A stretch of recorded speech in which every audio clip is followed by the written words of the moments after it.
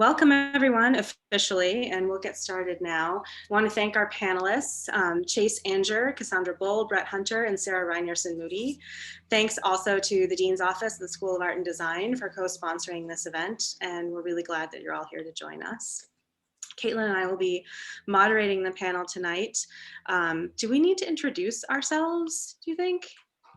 Does everyone know us? Might be good to introduce ourselves. Okay. Well, I'm Corey Fecteau. I'm the Art Career Advisor and Service Learning Coordinator for the Career Development Center, and a bunch of other things. But in the interest of time, I think I'll let Caitlin go, and then we'll move on to our esteemed panelists. I'm Caitlin Brown. I'm the Communications, Marketing, and Outreach Coordinator for the Arts. So that's the School of Art and Design and Performing Arts Division here at Alfred. Okay, so our first panelist tonight is Chase Angier, who's the chair of the Performing Arts Division and a professor of dance. She's also the artistic director for the Marla Miller Dance Residency and an international juror for the exhibition of countries and regions at the 2023 Prague Quadrennial and a member of the NYSCA New York State Dance Force. Chase, can you give us a little bit of information on your experience with grants for the arts? Yep. So I've been on both sides. I'm still on both sides of this process. I am the artistic director for Angier Performance Works, which is my own collaborative work. So I ask for money for that. I am the artistic director for the Marla Miller Dance Residency Program since 2002. So I am both a curator for that, but I also ask for, I have a fund that helps me bring artists here, but I use that fund to leverage to ask for grants for the New York State Arts Council. And so I'm asking for money for that program in addition to having money for that program. I was the curator for for Formations, which was a international month-long performance or 2-week-long performance event where we had 200 applicants for that. So even though that wasn't a grant, it was bringing 200 artists down to 60, but looking at budgeting and feasibility and projects. So it has a lot of crossover with grant writing. I've been on the MAP fund where I was a grant reader, and I have a long history with the New York Foundation for the Arts. I started there by going to a boot camp. You apply and then you get into this boot camp. It was called Artists Entrepreneur Boot Camp.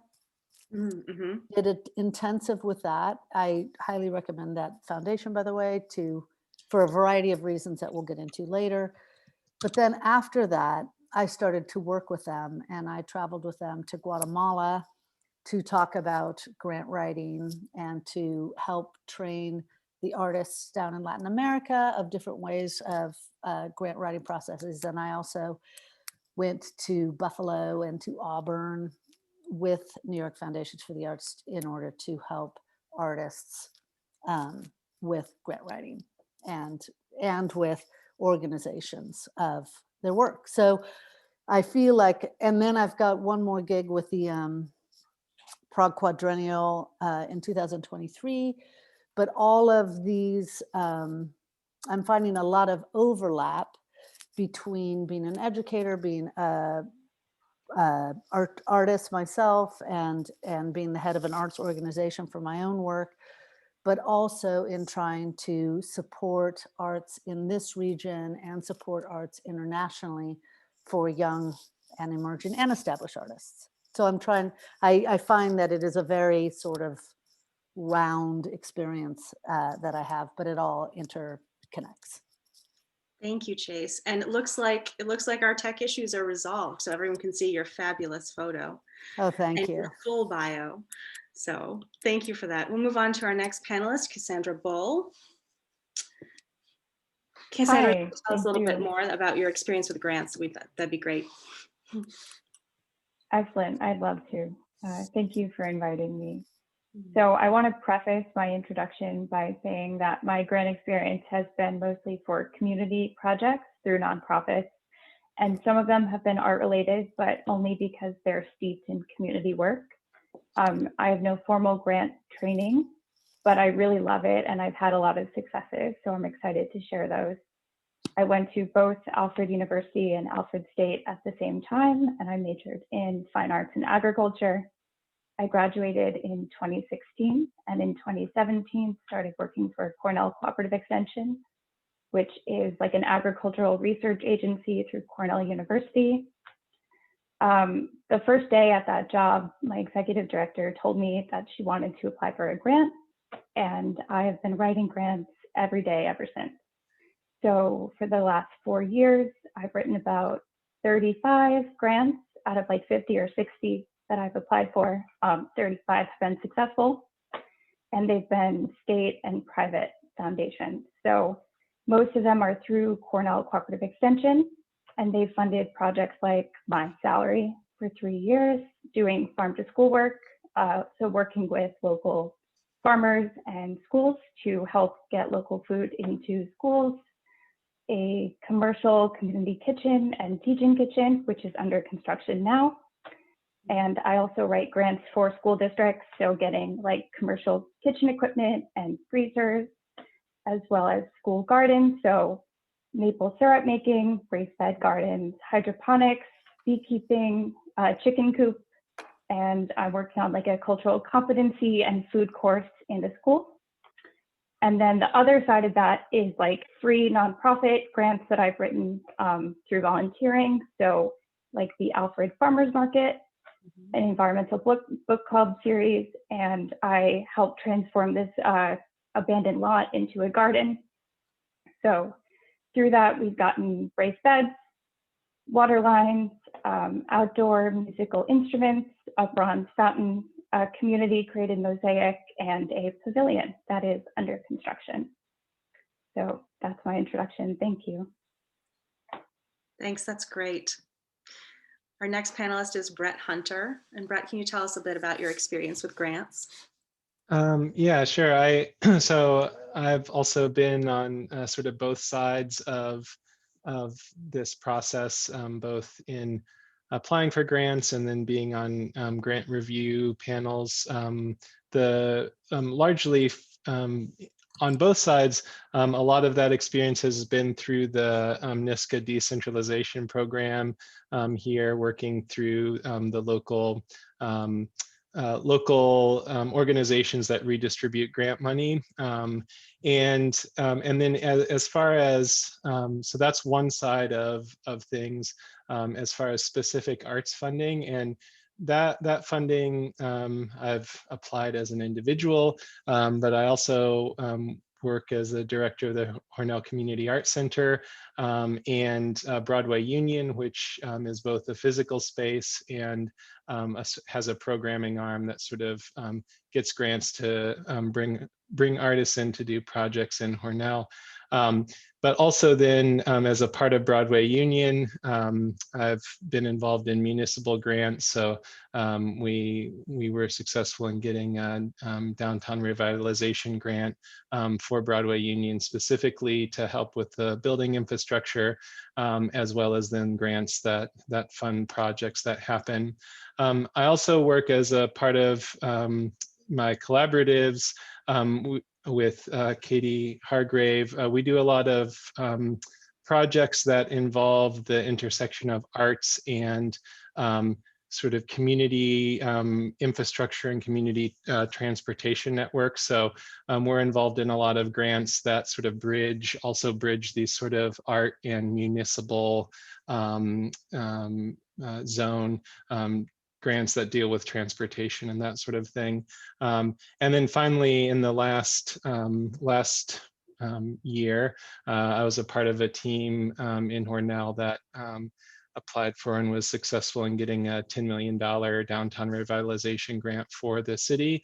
And then also a part of the local planning committee that sort of made decisions about how that money, so that money that we applied for as a city then gets redistributed to projects. So that became a sort of grant review board as people applied to have their projects funded as well. So. Thank you, Brett. That's great. Our final panelist is Sarah Rynearson-Moody. Sarah, could you tell us a little bit about your experience with grants? Yes. So my name is Sarah Rynearson-Moody. I am the current Director of Sponsored Programs for Alfred University, which means all grants and service agreements come through my office for execution.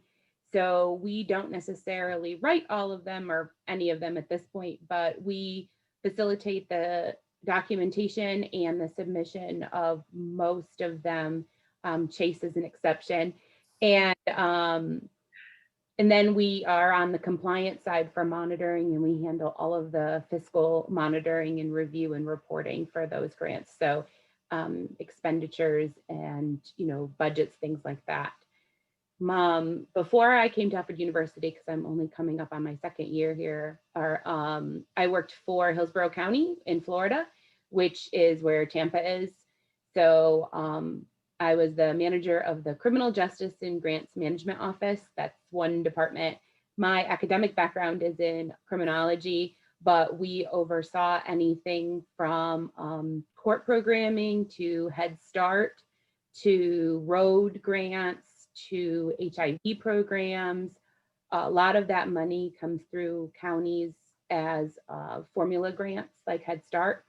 But you still have to do all the applications and the compliance and all that other stuff around it as well. So I did 5 years there. And then before that, I was with the University of South Florida, working with the VA in terms of being the National Technical Assistance Center for Homeless Veteran Services. They run 2 programs through the VA for homeless veterans, and we were their technical assistance center. And then I also had a 5-year grant with SAMHSA, which is Substance Abuse and Mental Health Service Administration, which is part of Health and Human Services for the feds. I have been funded by grants most of my professional career until now. First time I've not been soft money, and I've been a reviewer on a number of state and local grant redistribution, application kind of things. And I was a reviewer for the VA for years for our technical assistance center. So most of my strength is not going to be in art or any subject matter expertise at AU itself. It's going to be more in the compliance side and how to put together a successful application that meets all of the requirements. Thank you. Yeah, grants have, grants from multiple different fields have some stuff in common, and that compliance piece or that documentation piece is a really important one to keep in mind too. So thanks for being here with us, Sarah. So just in terms of managing the questions and everything, please use the chat to ask your questions. Caitlin and I will moderate and keep an eye on the chat, and we may have to combine similar questions. If you feel your question needs a follow-up, feel free to put that in as well. We'll start with a few questions that we had in advance. We are recording. And email cdc@alfred.edu if you would like a copy of the recording. And once it's all compiled and maybe we've figured out how to edit out our tech struggles, we'll share that with you all. So we'll go ahead and get started. I think the first question that we have for our panelists is, how do you find opportunities for grants? I can start off this one. I'm sure the specific art faculty can probably provide some more details specific to art, but through my office and through, I also work with Brian Shanahan from Advancement, who does a lot with foundations. We subscribe, of course, to grants.gov, which is the federal clearinghouse. I recommend everybody sign up for that. It's completely free. They will not spam you. You can put your affiliate as Alfred University, but you don't even need to have an account. You literally can just go to the website, grants.gov, and then you have all sorts of search criteria on the left-hand side of that page where you can narrow it down by topic or federal agency. Also, you can search keywords, although I will warn you, keywords are deceptively challenging with that platform. you may put a keyword in, like, you think you're going to get 1,000 hits and you'll come back with 0. And it's not that they're not out there. It's not that the opportunities aren't available. They just sometimes give things really weird names or codes.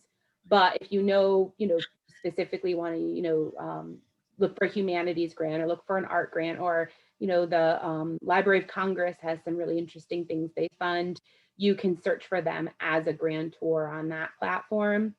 The other one for the state, it's called Grants Gateway. It's okay. It's officially the state's clearinghouse. And then, as Chase had mentioned, there's NISCA, which is the New York State Council on the Arts. And there's also the New York Foundation of the Arts, which is NYFA. And they specifically are grantors, or they may have opportunities listed on their website. Another thing to look for is professional organizations. I always try to kind of push this, probably more than some other people, but whether you're a member or not a member, and for students, a lot of times, at least for my field, it's free or it's super, super cheap for an annual membership. And sometimes you can even get that sponsored through different things through campus, whether that be faculty assistants, or they might have opportunities that provide memberships for students on campus. But they always have kind of a what's out, and sometimes they'll even send them to you in email every day. So it's just that much easier. For me, I feel like you have to figure out how much time you have. So if you had like a world of time, there would be a world of rabbit holes that you could go deeply down. I don't have a world of time, so I kind of just go to sometimes the same 3 spots, which would be Fractured Atlas, which is a great organization that they have Fractured U, they have classes, and they have webinars, but they also have a whole section on grants for artists. I go to NYFA, which I put down in the chat, and then I go to NISCA, New York State Council on the Arts. And so for me, I know that there are more that I could go to. I know that there are others, but it's like I don't have time. So I just end up going to those 3 spots, but those 3 spots are hubs that then spider out into a whole lot of other opportunities. But I think for me, I'm going to talk about time a lot in this hour and a half, is you need to know what you want and what you're looking for, so that you can use that as a filter to narrow it down. I have read way too many grants of people who, like, they find a grant and then they try and make their artwork sound like it's, needed for that grant, and it's terrible artwork. It's a terrible proposal. So I think the key is really knowing what you want, finding that relationship between that particular grant and your particular idea, but always funded, always driven by your idea as an artist. I'm talking to artists. I don't know anything about science, but and then that filters down your time, and then go deeply with a few, those applications, versus otherwise you just get lost out there. It's and it's overwhelming.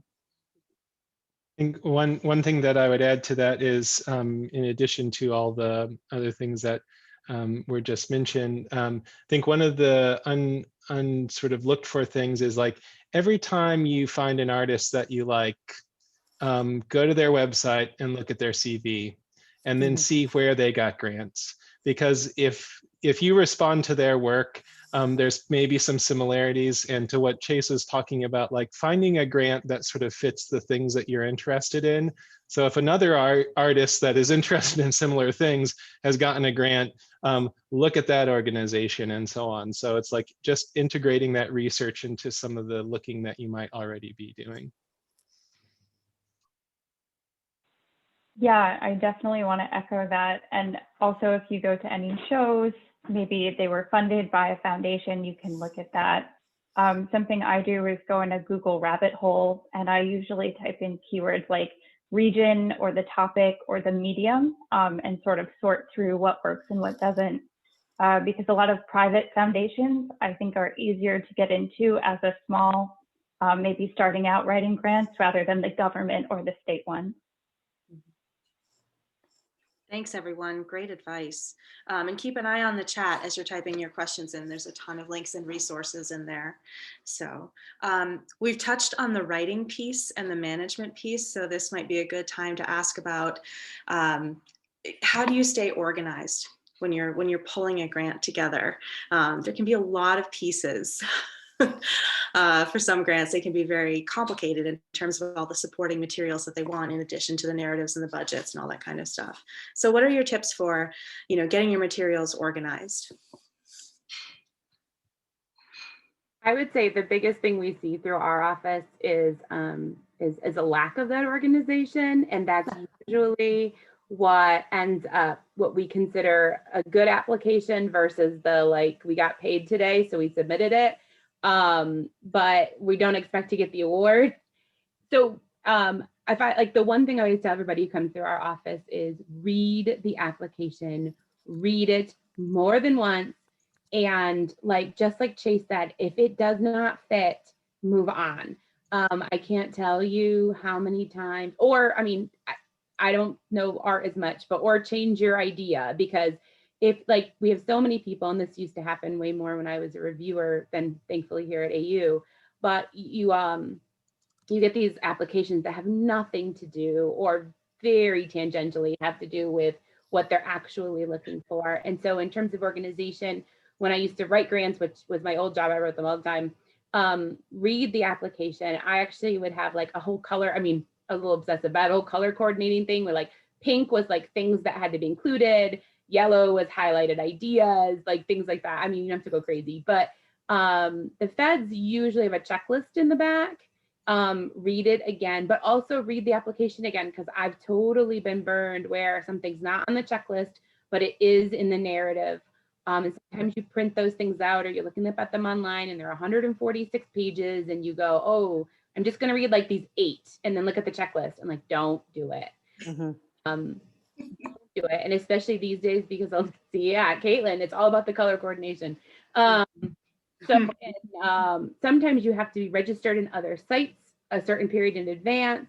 Obviously, if you come through our office, we will look at all, and we are registered for the most part on most of the sites that AU would be, if you were applying through AU, so we would already have those registrations. But if you have to be registered in any of these, you go through grants.com or grants.gov, which is a federal site, but you might also need to be registered with SAM, which is Health and Human Services, or DOD has its own clearinghouse, Department of Defense, and so you have to have these other kind of registrations. And so, yeah, just like go read through it and find out, and pay attention to page lengths and margins and font sizes and font types, because you will get booted, or in some cases we've even run into, it won't even take the application, it rejects it right out of the system. It just says it's non-compliant.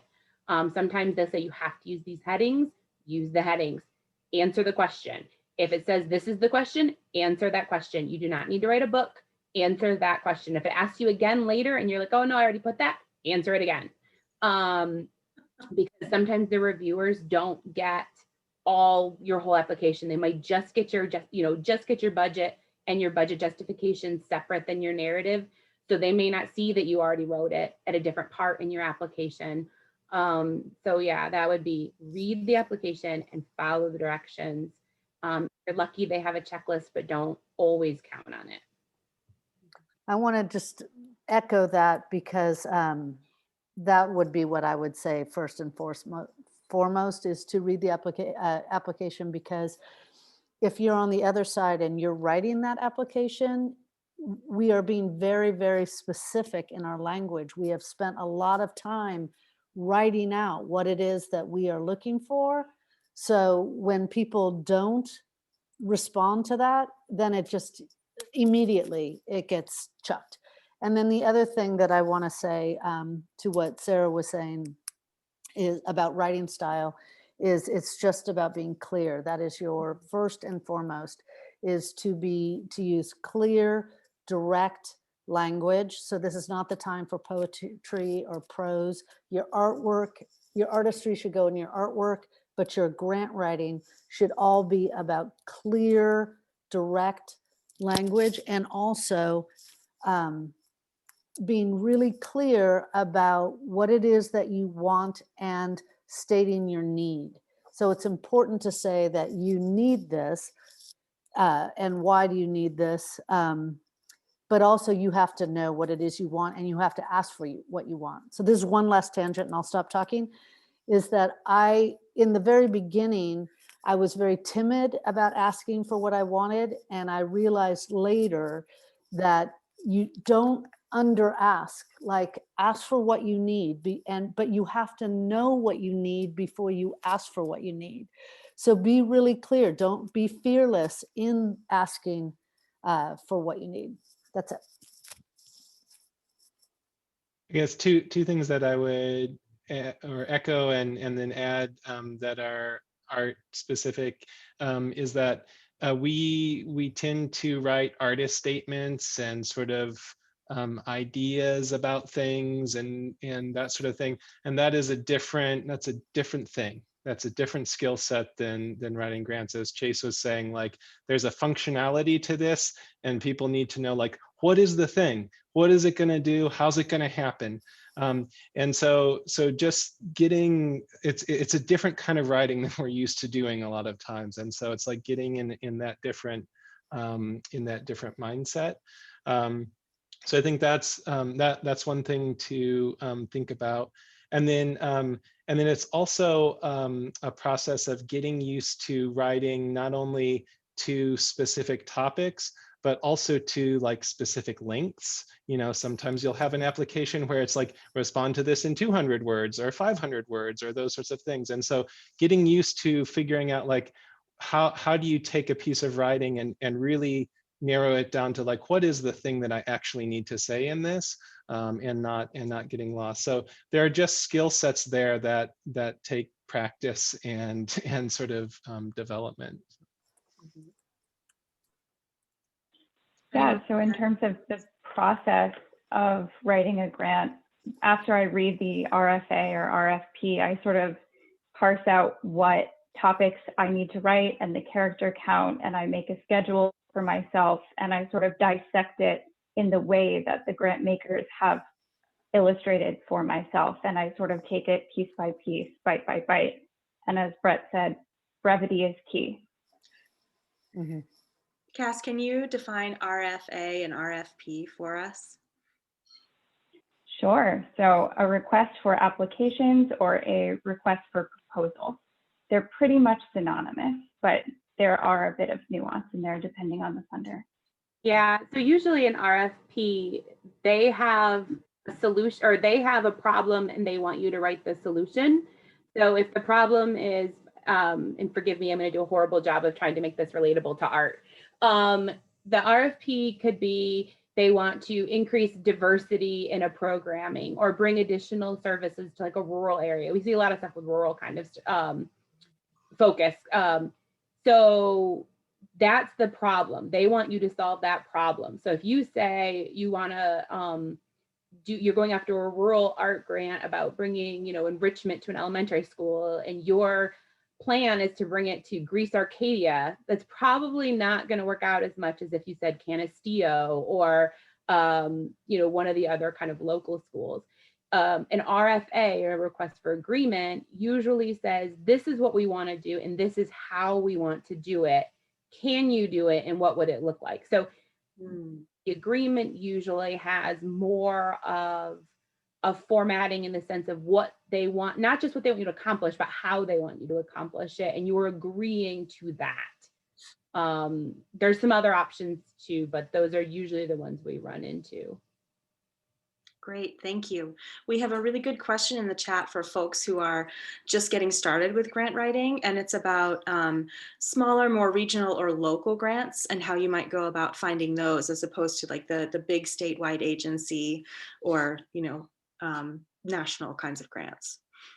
So one of the things that I mentioned before is that, so New York State does this really great thing for small individual artists and organizations, which is the New York State Council on the Arts decentralizes their money for individuals through this decentralized program. And so in the chat, I think Caitlin put up the Tri-County Arts Council, which is the arts council so they're regional arts councils, and they're like 2 to 3 counties worth of space that each arts council has.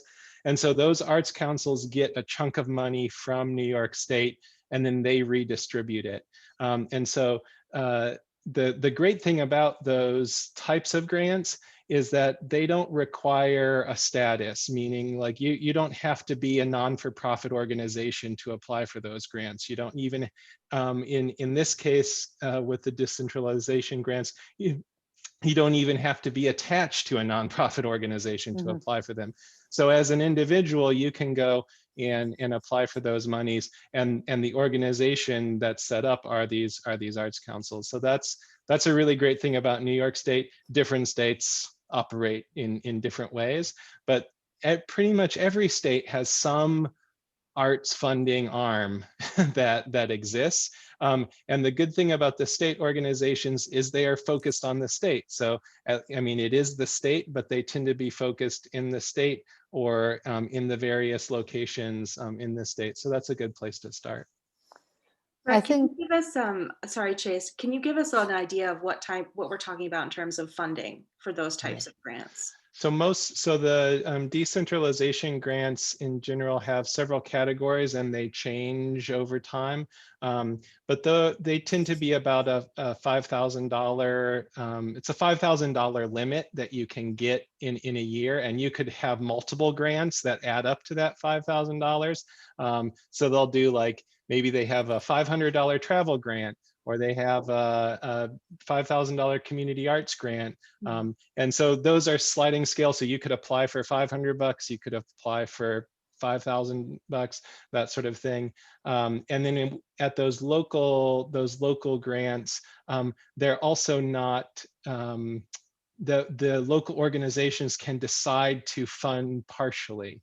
So you might apply for $5,000, and then they'll come back and say, we'll give you $3,500. Will you do a project for that? And then you got to go like, okay, well, I can do that, but only this part of it, and so on. But then you can leverage that. And I think that was something that I learned as a young artist that I didn't realize. I thought that when you applied for grants, if your project cost whatever, $10,000, that you would ask for $10,000. So it kind of goes against what I was just saying, like ask what you need. But nobody wants to be the solo funder. They want to feel like they're putting a little bit of skin in the game. But if you go and you get the smaller grant first from the local arts council, and you get, let's say, $250, then you go to the next place and you say, hey, these guys believe in me. I've got $250 from my local arts council. Can you bring, so you want to apply to lots of different things for one organization, but it's always good to get the seed money to start. And so for me at AU, having the Marlon Miller Dance Residency Program, having that amount, I can then go to the state and say, like, I've got this much and I need this much more to help finish it. But the cool thing about the Arts Council, and I've worked with our Arts Council here, is that they're made out of people. And they're people that you can, if it's not a COVID world, that you can drive and you can talk and you can meet. So part of it is about creating your pack. Who are your pack of supporters for your project, whether it's a community project or an art project or whatever. And so you could actually be in their office or be on the phone or be on a Zoom, talk to them. They know you, they're in your community. They know what the community needs. So as you are asking for something, there's something very tangible and real about that relationship. And that relationship can continue over time. And so maybe you get a grant, maybe the next year you don't, but that grants person hears of another grant that they know you would be great for, and then they give you a call and say you should apply for that. That I just want to emphasize I think that finding organizations where you can develop a relationship is important. Some people are introverts, so Fractured Atlas, I think, is a really good site for them because they're always just online. I never met one person. So I ended up doing my fiscal sponsorship through a different organization because I need to have real conversations with real people, but other people don't.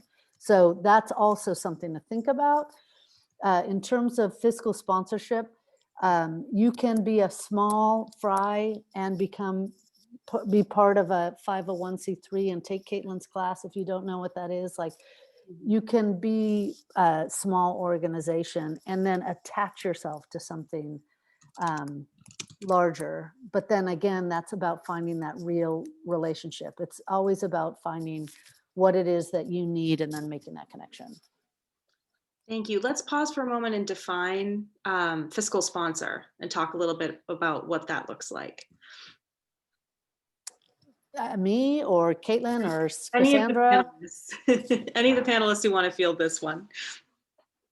Well, yeah, so I'll just say that a lot of grants need to, the money needs to go to a non-for-profit organization. So 501c3 is a government, federal tax designation that is a not-for-profit organization, and there's a lot of requirements for those organizations.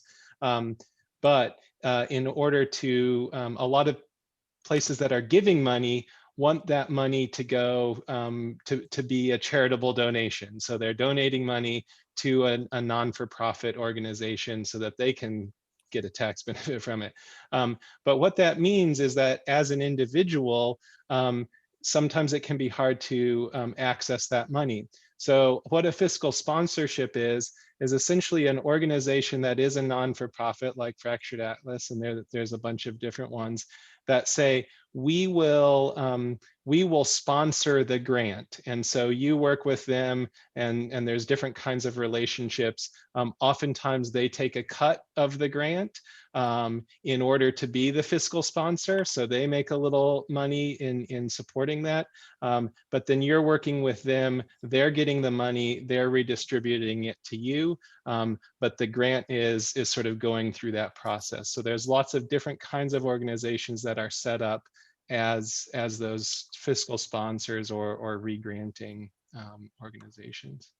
Thank you, Brett. And Cass, we actually want to hear from you specifically on this because you have some really creative approaches to fiscal sponsorship and what to do, you know, if you need to kind of generate your own fiscal sponsor. Yeah, sure. So I sort of revitalized a dormant nonprofit when I was in need of a fiscal sponsorship, though not everyone has to do that. I believe creating a nonprofit costs anywhere between $700 to $1,000 in legal fees, but I'm sure you can just ask a local community arts organization or a smaller grassroots nonprofit to be your fiscal sponsor. Sorry, I had a weird way to go around it, which wasn't actually a fiscal sponsorship. It was just taking over a nonprofit organization. But we are interested in being a fiscal sponsor for anyone that wants to do like arts and community stuff in Allegheny County. So we're called Art for Rural America. And I did want to touch on the like how to find a local grant. I would say, going on what Chase said, it's all about relationships and networking within the community yourself. So maybe a local arts organization, you can just say, hey, I have this idea. Do you know any grants? Or a mentor of yours, or an artist, or just really having the conversation can get you a long way. Mm-hmm. One other thing that I'll add about fiscal sponsorship too is that not for every grant, but for a lot of grants, municipal government can be a fiscal sponsor. And so anything that happens, especially around here in a small town, that small town can fiscally sponsor a lot of things. And so that's something I think people tend to overlook, but you can also create there again those local connections that can help you do that. And depending on the city, like a lot of the work that we do in Hornell with the city as a partner, the city doesn't take a cut They just give us the money. And so that can be a great thing. Yeah, coming from a municipality, we never took a cut, and we called them fiscal agents, but I think that's just kind of splitting hairs. But I would just make sure that nobody ever takes more than 10%. If anyone tries to tell you it's more than 10%, feel free to call my office and I'll look through it for you, because there is some confusion over, and I don't want to get in the weeds. I'm sorry, my kids are home, they're quarantined and they're nuts. So I apologize if you're screaming, if I'm not on mute. We're on day 1,000, I think, of being home. So anyways, some of them will try to apply their federal indirect rate to be your fiscal agent, and that's an inappropriate cost, and it's usually quite high because it would be their overhead if they were doing the work, but of course they're not. So if you have any questions about that, please feel free to call my office, even if it's not through us. In terms of AU, we of course are a nonprofit, and before this I did reach out to make sure our policy was about being fiscal agent or fiscal sponsor. And what I was told is that if you are running the grant through AU and you're using campus or students, or it's somehow linked back to the university, then we can be the fiscal agent or fiscal sponsor. But if it is a private work that you are doing outside of AU, your own private artwork, or a mural for the city or whatever, but it doesn't actually tie back into campus or our students, then we can't be. So lots of options, which is great. One thing that we've touched on a little bit here and there is assistance with the grant process, right? So Chase had talked about this a little bit with connecting with local arts councils. Sarah, your office provides some assistance as well, especially for folks who are new to this and are feeling maybe a little bit intimidated with the process. What are some of the resources that you've used to help with the grant writing, managing process? The number one free thing I would say is read another successful application. A lot of times, especially government, whether that's county, state, or federal, they have to publish their awards. So you can get, they're either directly on the website, super easy, look them up, click on it, or you can request copies of successful applications and then look at what somebody else wrote, like the language they used, what they included, what it looked like. They already won, so that's what they were looking for. Sorry. The other thing is there are professional organizations that offer assistance, and I can send you guys a list of that. Thanks, Sarah. Anyone else? You're doing great, Sarah. You're doing great. My God, I had to go to another building because of my dog. So I hear you. It's not the same, I know, but the only thing that I would say is to know your skill set. And I'm a big collaborator. So I like to work with a group of people. I have become, a good writer for these things, but I didn't start out as a good writer. So I have friends that are great writers. And so I send my stuff. Eliza Beckwith, who is on here, she's read my stuff before. Kathy Noonan's read my stuff before. Like, I just send it out to get edited by people that happen to be really good writers, and then do some sort of barter, like, watch their kids or whatever, like figure out a system. But I do think that knowing your skill set's important. The other thing is what Brett had talked about practice. You're not going to be good at it at the beginning. It takes lots of practice. The only way to get good at it is to do it over and over and over again. And then when it comes to budgets, the thing that helped me is this idea of budgets telling a clear story. You want to think of your budget as a story, and what is it going to say? I used to look at budgets and numbers and forms and not apply to things because I was too intimidated. But once I started to be a little less fearful, and I went to that boot camp, or I read a book, or I did a webinar, you get better at that as you practice more. And I think the key thing there, in addition to asking for the money you need, but also artists, ask for the time you need. So don't say that like, oh, you can do this project in a month when really you need 3 months. If you need 3 months, ask for 3 months. So always ask for the amount of time that you need, know your skill set, and be part of a collaborative group is my advice. I'll just add a simple thing for arts grants is to find somebody that's not an artist to read it, and then they go like, what the heck does that mean? Like, what are you actually talking about? You know. So I think that's a simple thing. And then Caitlin just mentioned that there again with the local arts councils, they will often allow you to submit a proposal and they'll read it and they'll give you feedback, which is really great. And then also with the local arts councils, oftentimes if you don't get a grant, they'll send you a few sentences and say, here's why you didn't, you know, and that's really helpful as well. So even just going through those processes and connecting with those local arts councils, it can be really handy. Yeah, and what Brett said about the feedback, I always say no application is ever wasted because you can always use that application or a variation on that application again.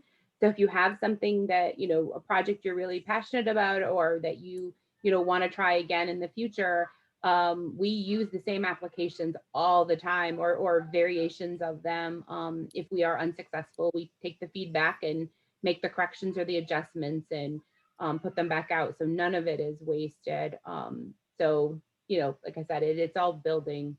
And I think Chase was 100% right about the budget in time. If any time you're going to do collaborations, always factor in that startup time or getting organized time, because even though maybe you think, okay, we're going to start this mural project or we're going to, you know, start this club, but you're collaborating with other organizations or other groups, it always takes longer than you think it's going to take. Actually get started and make sure your materials are covered. I can't tell you how many times we under budget materials because they think they're going to use their own stuff or they're going to use stuff they have somewhere else. And there's, you know, one always ends up being a cost to the organization or to you personally that you shouldn't have to, you know, incur.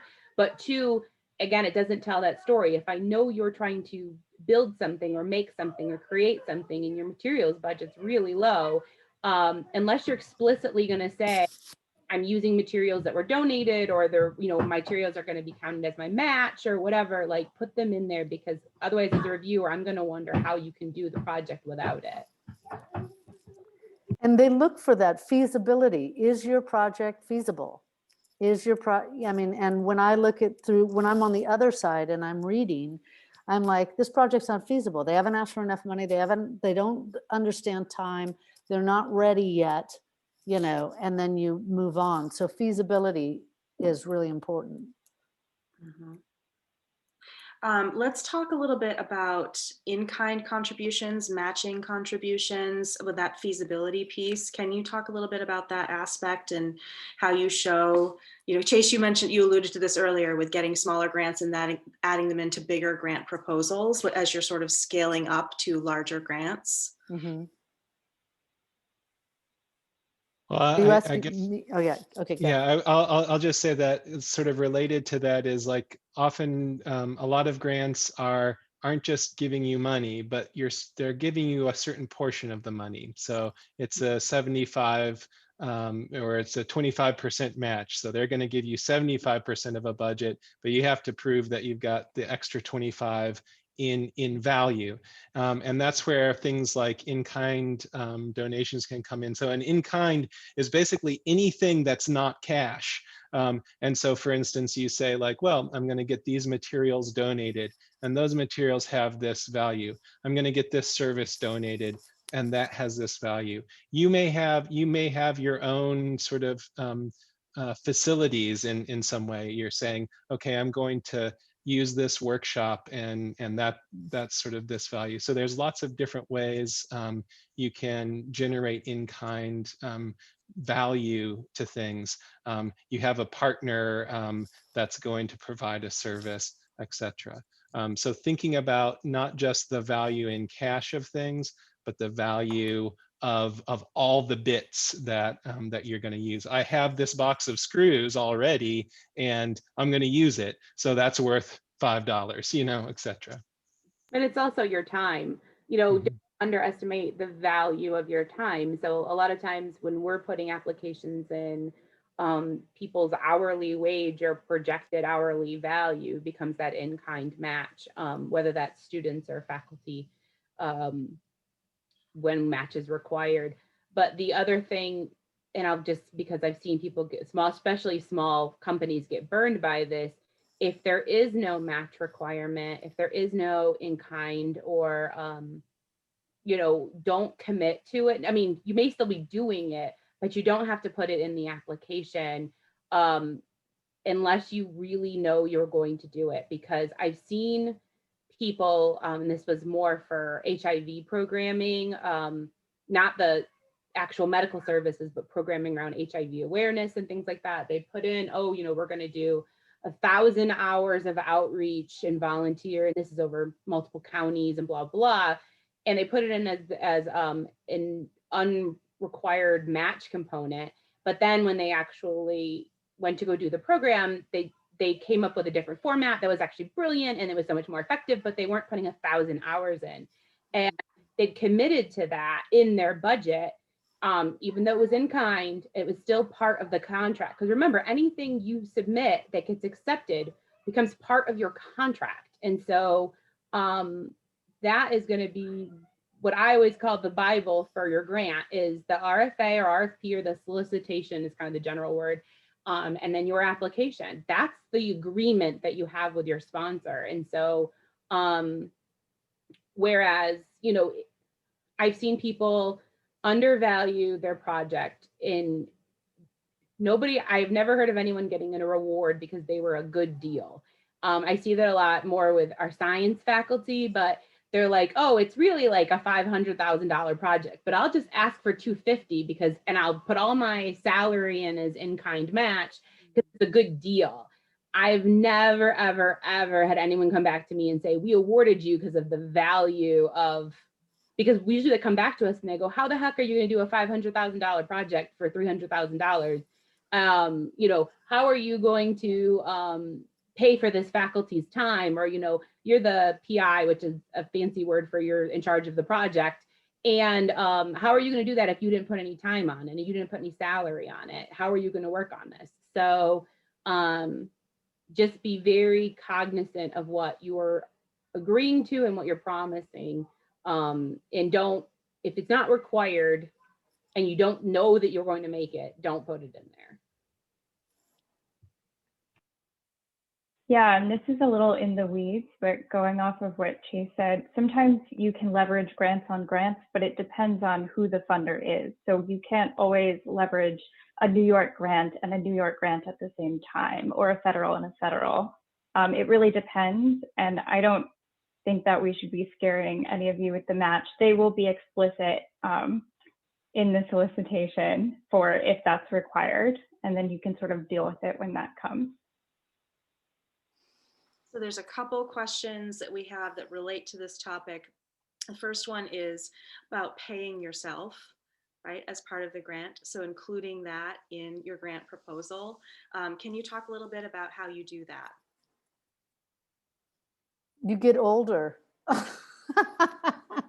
You get older. Like when I was younger, I mean, I never asked, I always paid my dancers. I never paid myself. You know, that was the cutting thing. And then, yeah, it took me a long time to be able to put myself, to put my payment in there. And I think, you know, I never pay myself very much, but I think that you should, but I always think that you should look for what is the value of the opportunity. So as emerging artists, I don't know how many of you are emerging and how many of you are established, but I think when you're an emerging artist, I'm not saying you should undercut yourself, but I think that there'll be opportunities for you that might not come with money, and you shouldn't turn it down just because it doesn't come with money. I think you just have to look at the value of the opportunity And is that opportunity going to be something that can move you forward or connect you or be another line on your resume or get another great documentation? In terms of in-kind, that finding out, oh, it's echoing now for some reason. Finding out, that goes back to the budgeting and your budgeting being a story. So I learned how to pay myself by putting it first in the in-kind and then switching it from the in-kind to the budget. But it's really important, not only before you do a project, but after you do a project, to then go back, dissect that project, see where you actually spent money, see what you projected was more or less than what you thought it would be, and learn from each grant that you do. So that's why I feel like starting smaller and then learning from that and then going a little bigger and then learning from that and scaling up, like Brielle, you were talking about. Yeah, and again, I think it's practice. You get better at it each time you do it. And again, it's working with other people who have skill sets that you can learn from. And it's about asking for help.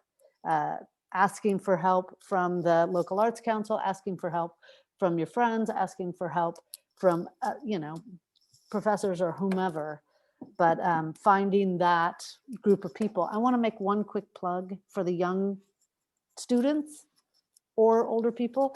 I found these books to be really helpful. This is Making It as an Artist, and it's free and you can download it for free, or you can buy this little book that only takes you a couple hours and it's $7. So that's my little plug. I think this book is great for getting started.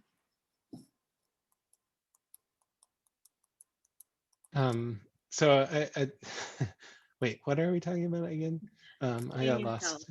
Oh yeah, paying yourself. Right. So here, sorry. So here's this like really stupid thing that's really important as an artist. And that is that we have a terrible, we do a terrible job of estimating the time it takes to do a thing. And so the really stupid thing is next time you start a project, keep a timesheet and just say like, I'm gonna do this project, and every time I work on it, I'm gonna write it down. I worked on 2 hours, 3 hours, etc. And you add it up, and then you go like, holy crap, that took a lot of time. And then the other time is when you start the project, ask yourself, how long is this gonna take me? And write that number down, and then keep track of it, and they'll be really different. So I think one of the things that I've figured out just recently in trying to be an adult is like once you actually have that actual information, then it becomes way easier to then go back and say like, okay, now I'm going to do a project which is kind of similar. What time is that actually going to take? Rather than just being like, I don't know, $500. Great, so actually finding the time it takes you and keep making that a part of your process makes it way easier to value the time that it takes. I will say, Brett, it can't be just artists, because I know a bunch of engineers that are running into this problem too. And it's not just the making of the work itself, which is what all the engineers seem to fall into. They know exactly how long a test takes, but they have no idea how long it's going to take them to write that report or provide that analysis or be in those meetings or on those phone calls or status updates or all of that extra kind of administrative burden.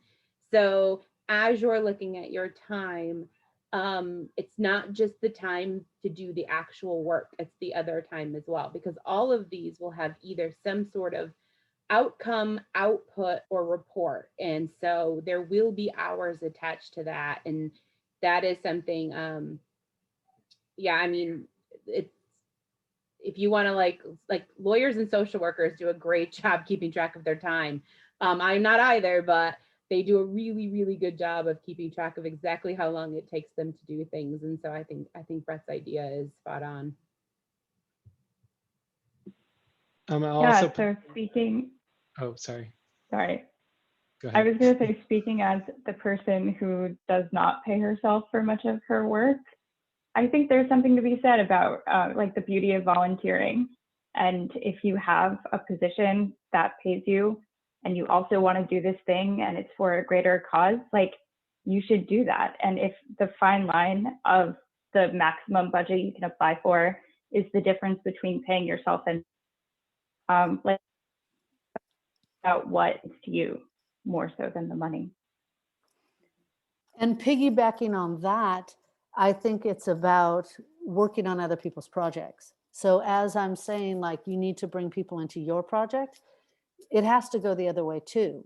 So you need to go to everybody's shows. You need to be calling them up and saying, like, do you need help installing this? Or do you need help carrying these materials? Like, it is a community. And I feel like now more than ever, with all the different things going on, it is about the community, not only the community of artists, but how we as artists can attach to the larger community, whether it be the community of place or maybe a community of idea. But it also involves generosity of time, and generosity of your expertise, and then people working together. So two other things I just put in the chat. There's an organization called Wage, and it's an artist-run organization that has sort of fee schedules based on sort of what you're doing for an organization and the size and budget of that organization that's specific to arts-related things. So that's a good resource to be like, I'm proposing this, and it's with this kind of organization, how much should I be expecting? So that's one thing to think about in terms of pay. The other secret I would say in an art project is that the money that you're paying yourself is also kind of unrestricted money, meaning that you may have in your budget laid out, like, I'm going to spend this much on this and this much on this and this much on that, and then I'm going to pay myself X. Well, that X that you're getting paid, you can also spend on the project when the project changes a little bit, but you didn't budget for it, and so on. And so that's both a freedom, but it's also the reality that oftentimes you're not getting paid because partway through you're going like, but I really want it to be this too. And then you spend that money to make the project, but it's an experience, right? And that's valuable as well. And then the last thing I'll say about that is that there's a tax implication to that as well. Like, when you're getting money from a grant, that's income. And generally it's income that you're not taking taxes out of. But if you're also reinvesting that income into your art practice, so you're getting paid, but then you're buying a piece of equipment or that sort of thing, then you can deduct that again. So that's a whole other set of weeds to get into, is the tax implications of this stuff. Important stuff to keep in mind. I just want to make sure we give full attention to Brielle's question about scaling up, because we've talked about everything from a few $100 grants to $10 million grants so far in the chat. So those of you who've been at this grant writing thing for a while, how did you make those moves from, more, maybe smaller, more local, decentralized grants to larger projects? So I come from, social sciences background. We served more people, provided additional services. So, right before back to talking about building on grants, right before I left my old job, we started a mental health court for adults. It's the state grant, 1.2 million. We could serve 40 people. And this was like a super intensive residential treatment for persons with psychotic breaks who then committed crimes. And then we got another grant from the feds for about $4 million more. And so what we did is then we expanded it to serve children. So we could clearly delineate the state grant being adults, persons 18 years or older with these specific diagnoses who were in this felony program through mental health court.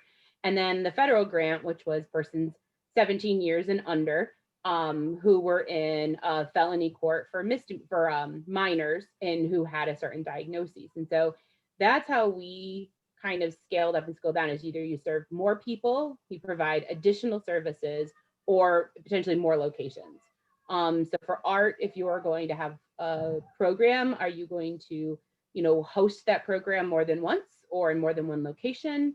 Increase the number of participants in it, meaning the actual people involved in the production, or are you offering it to a larger audience? Or are you making more product? So instead of one piece of art, are you making more than one piece of art? Things like that. And that's usually when people have to scale up or scale down, those are usually the things that we kind of look at in terms of how to do it.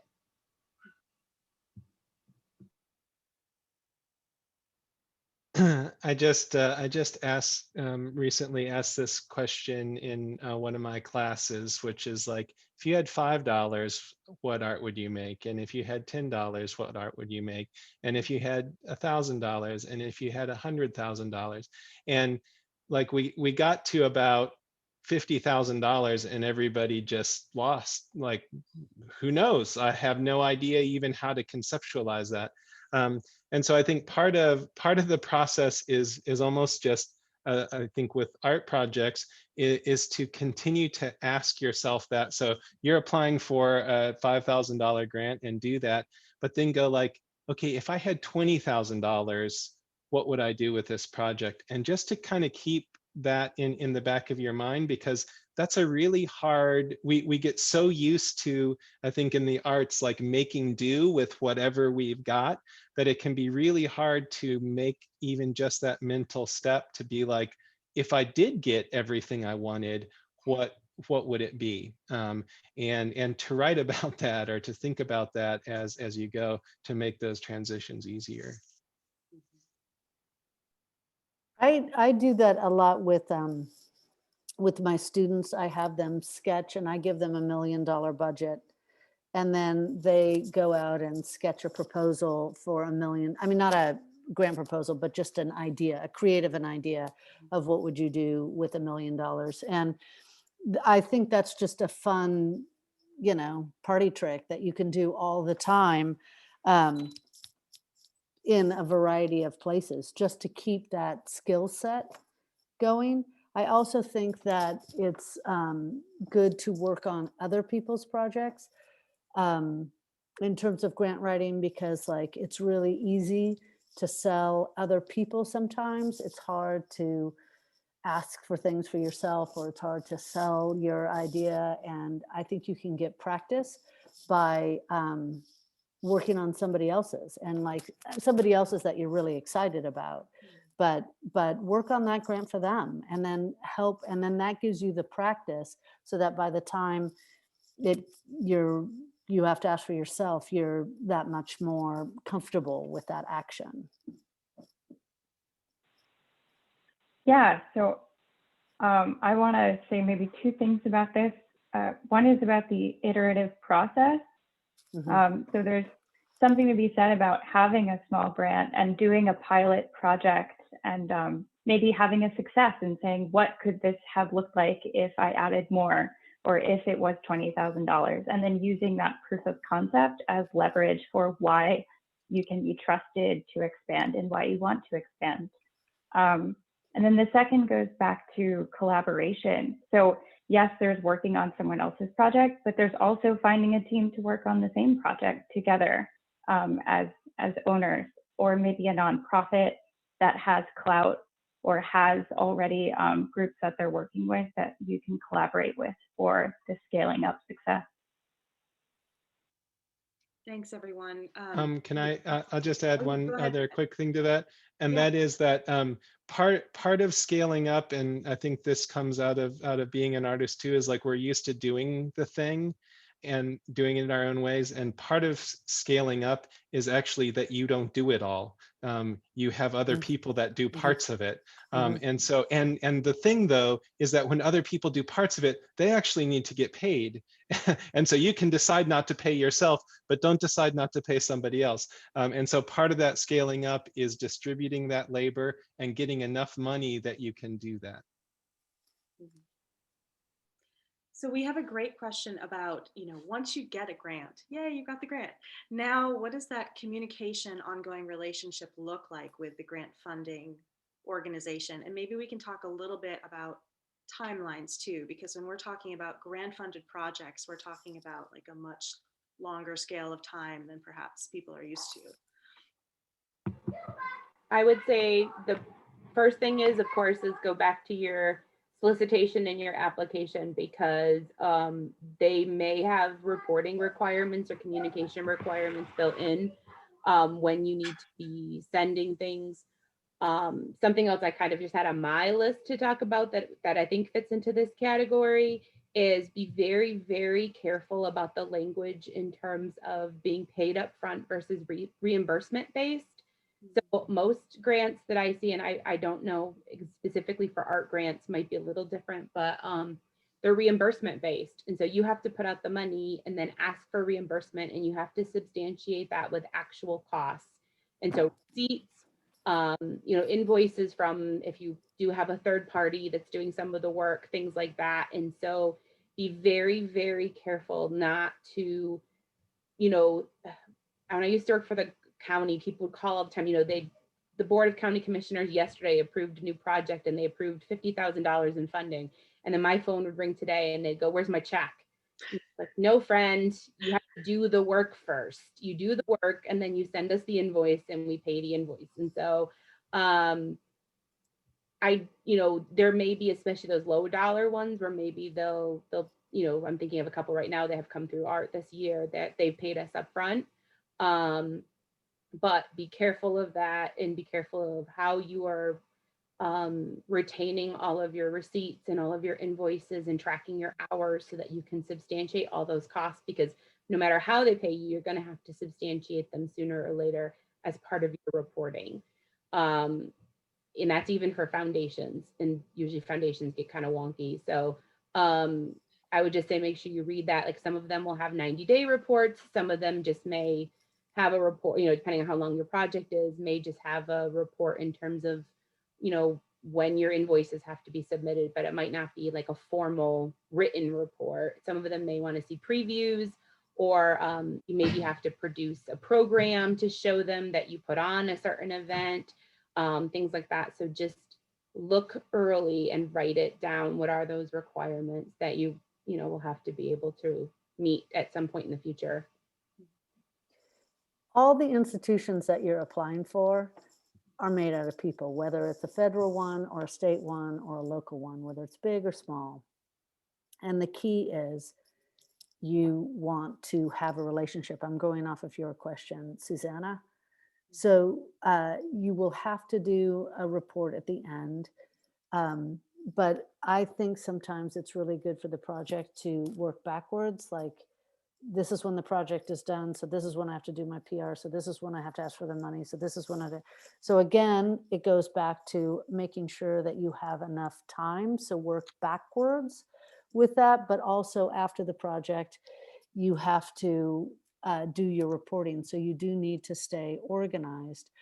And like anything, you want to be easy. You want to be, to turn your reports in on time, to stay in connection so that they have a good experience with working with you.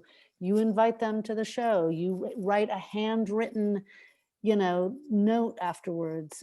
You do all of those things like you would do in any relationship when you're networking. That's genuine, of course. And then even if you can't apply again, let's say they have a year limit, like if you applied last year and you can't get it for 2 more years or whatever, they still have phone conversations and talk about other people and recommend other people. So it's really important to be, to be really nice, to be really clear, to be really responsible, so that they will recommend you to other people.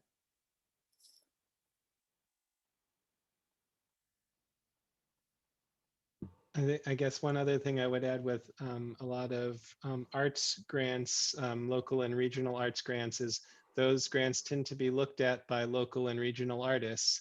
And so they're, again, being connected to the people in your community in a big way can help with that, but also realizing that that the grant panels that are looking at them often change.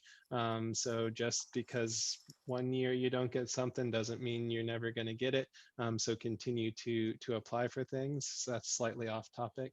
But I think that the main thing I would say about the post-grant thing is that as much as possible, it's about that organization on the front end and going like, okay, this final report isn't due till a year from now, but what am I going to need for that report? And like, can I make a little folder for my receipts, and can I make a little folder for my images, and trying to, as much as you can, organize that information ahead of time so you can dump it someplace. So when you need it, it's there and you can make those reports. Yeah, and anytime there's a change, a substantive change to your project, your program manager is your person. If, for instance, you like some grants will allow you to change money between lines, and by lines I mean usually when you put your budget together, you have like a supplies line, a personnel line, equipment line, travel line, those kind of things.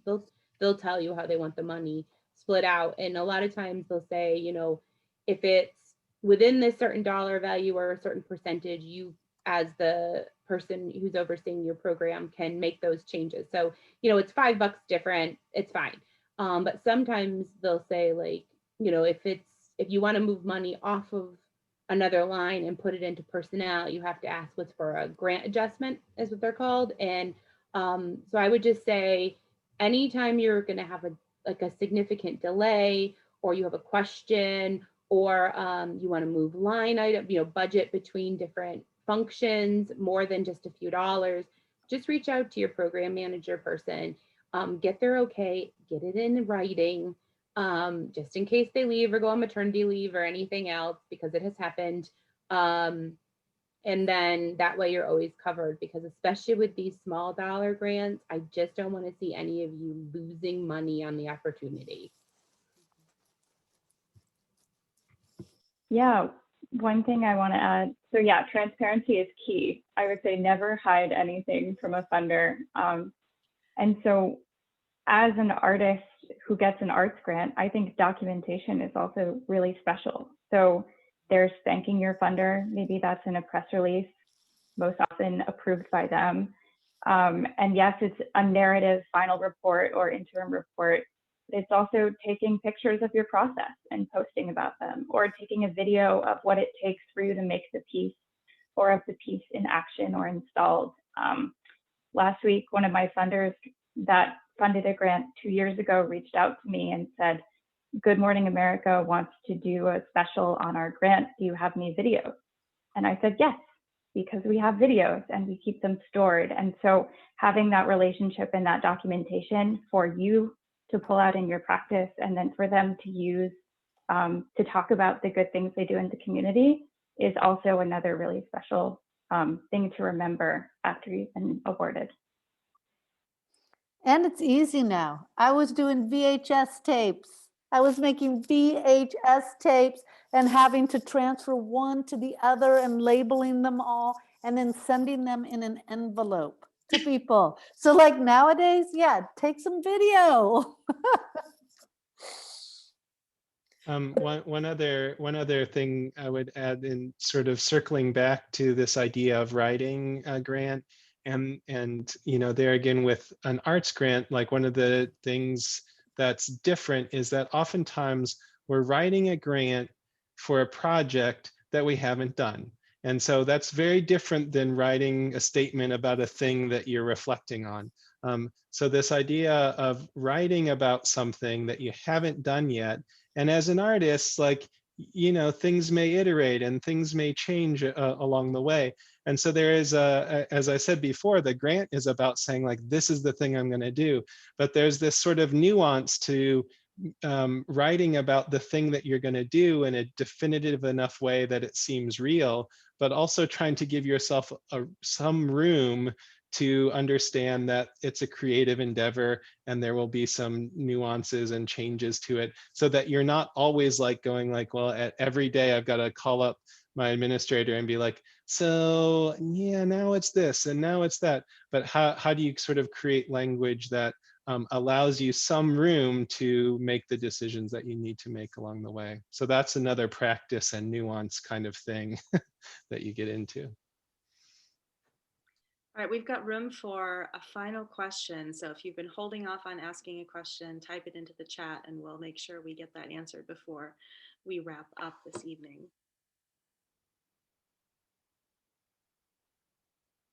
I guess, are there any apps or tools or techniques that folks use to help stay organized? We've talked about some of the tools earlier, but is there anything else you want to share with the group while we're waiting to see if we have a final question? Ask Brett, he's good at that. I'm terrible at that. So I've become better at it and I'm trying to but I'm, Caitlin made me go on to the Outlook now. And so yeah. I sympathize with any of you who are having trouble with media management. I feel you. You have my love and support, but not any advice. So I would say one, there again, one simple thing that, and this is super nerdy, but is file naming, I feel is really, really essential. And so deciding on a system of how you name your files. And so, I mean, if you look at my computer, I have absurd file names that tend to be very long. But what it is you actually want to make your files searchable because you won't remember where they are. But if you know that everything related to this project has a grant 2021 on it, and then you search grant 2021, that will show up. So as there again, another thing about just thinking ahead and going one day I'm going to forget where this is and need to find it. So how can I name it in a way that makes sense? Yeah, I mean, we track hundreds of projects. So we, besides obviously Banner, we have some software, but it's probably not necessary for an individual level of tracking. My husband used to be in sales and we used to use Expensify, which is an app and it's free if you use less than 50 receipts a month or something. And it's just a receipt tracker in terms of expenses. It's more about taxes, but I will warn you, having lived through this for a decade already, those heat transfer receipts, about a couple hours in your pocket and you can't read them anymore. So scan your receipts, scan them early. They are still absolutely valid in a PDF. You don't need I've never heard of anyone asking for the actual hard copy receipt. But yeah, I personally have had huge problems with our taxes in previous years because I go to pull out 12 months of receipts and they're all blank because the heat paper is given way. So otherwise, I mean, just Excel.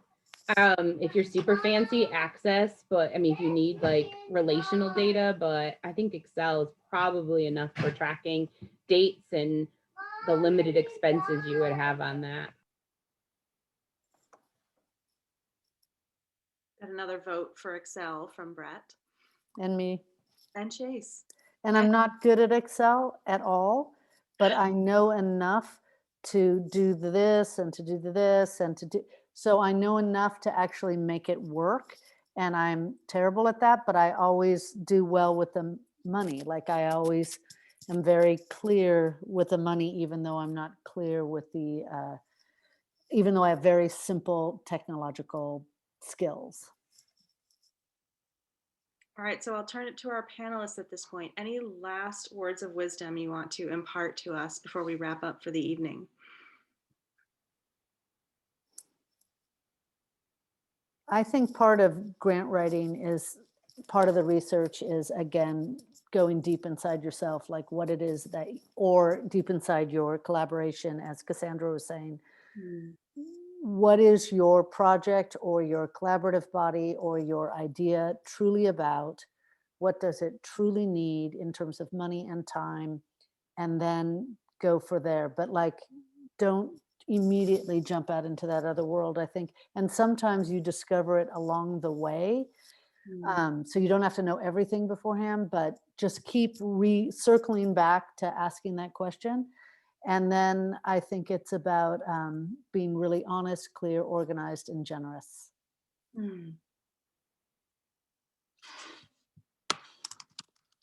I would say one other thing is that grants are great and money is great, but they come with other strings. And so like, just as Sarah was saying, like, don't be like, I maybe could do that and like try to apply for a grant and sort of waste your time, but also realize, like, if you're really trying to shoehorn something in and you get that grant, then do you actually want to do the project that you've proposed, right? And so trying to find the places that the thing you want to do matches with the priorities of the organization that's giving that funding, because sometimes having money is worse than not having money if you're stuck doing a project that you don't want to do. So so really, just to sort of back to Chase's idea of like thinking about your priorities, what you want to do, what you need to do it, and being clear on some of those things going in.